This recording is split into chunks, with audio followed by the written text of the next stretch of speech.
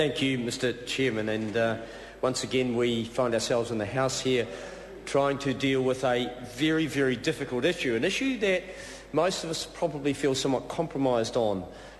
We continually contradict ourselves, I suggest, when it comes to the issue of drugs.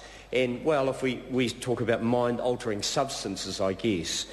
So how could any party, I guess, oppose the Minister's initiative? It is a very good one. It's a move to try and reduce the harm that has been identified from a new substance on the market. Well, our young people in this country are somewhat confused as well, Mr Speaker. And if we make an assumption that it is mainly the young people we're trying to protect here from themselves, and that they are the main buyers of these new products, these in particular, Mr Speaker, then we have to ask the question, are we giving them consistent messages through Parliament? We have numerous laws that say you can't do this or you shouldn't do that or don't do whatever, and then of course we tell them to be innovative and creative and get on with their lives. And so no matter what we do in terms of banning substances in this House, tomorrow they will be working on and creating new substances because they're innovative and smart and they want something new. So it is important whatever legislation we pass here is flexible enough, and I think the Minister's attempt here is reasonable.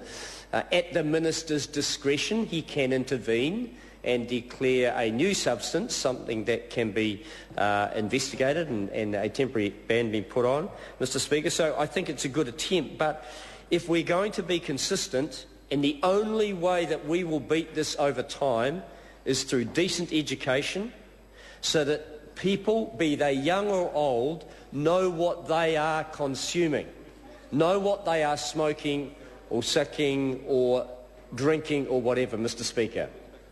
And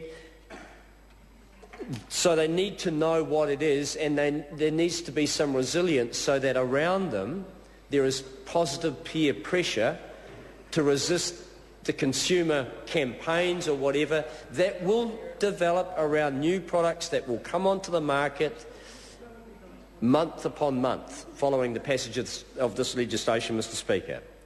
And I've heard that the government is currently waiting to consider the Royal Commission's report, and I think there's a number being given to the recommendations in the Royal Commission report. Reasonable number there, 45 or something, is it? Yes, that's right, the Speaker, thank you.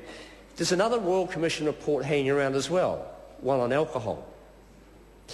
And if the Minister and if the government were to be consistent here, and if we were to have a look at the harm from the substances that we are trying to address in this particular legislation, compared to the harm that we know occurs every single weekend of every single year, that has been clearly documented, identified and connected to alcohol, then in opposition we would welcome a return to the House of a bill around alcohol.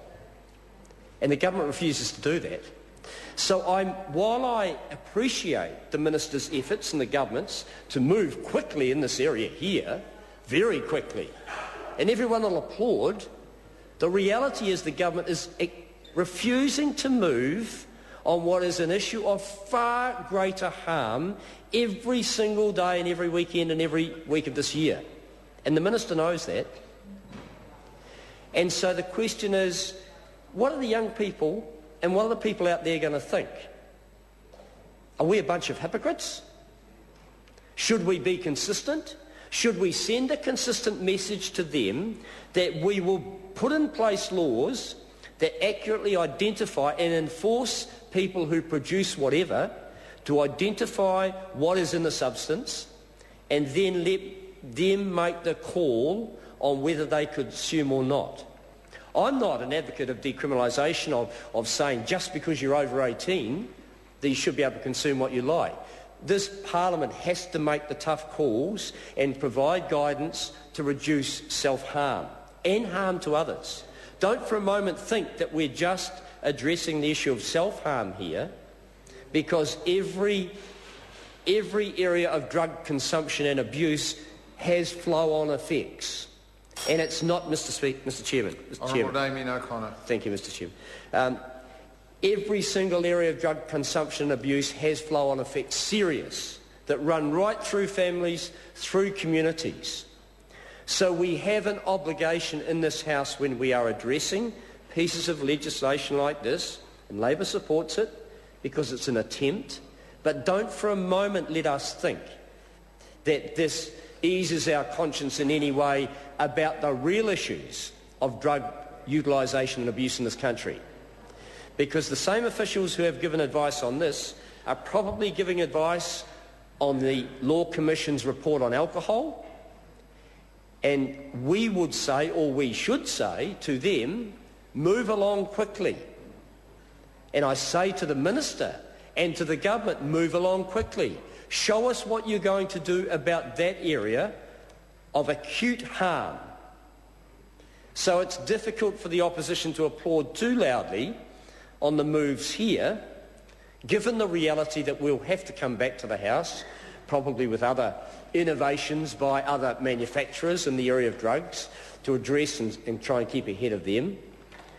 And we'll be back in the House addressing, we hope in the near future, the serious issues where we can identify the deaths and the child abuse and the road accidents and the other harms directly connected to alcohol. I'm no wowser, Mr. Chairman, but I can say that if I'm going to get up and speak on this piece of legislation, I have to acknowledge that there's a far greater harm that is currently being ignored by the government, and we would like to see some progress on that. So while we're working through this piece of legislation in a sensible way, we're not banning it, we know it will drive it underground, but we want to check and control the manufacture of any of these things. Let us honestly admit that there'll be new innovations, new products. We need to think ahead and either through education, through knowledge, give the tools to the young people and the older people and all those people who consume, the tools to know what they might be doing to themselves. And only then will we start to get ahead of what is a serious issue across this country around drug abuse and the consequences of that. People have just made a song and dance about child abuse, one of the most horrific things occurring in this country. Many of those issues relate back to, unfortunately, drug abuse. We have to acknowledge that. We have to get on and do something about it. So in supporting this piece of legislation, Mr. Speaker, I can't clap too loudly because there's still a bigger issue that the government refuses to bring back to the House in terms of alcohol and the Royal Commission's recommendations on that. Dr.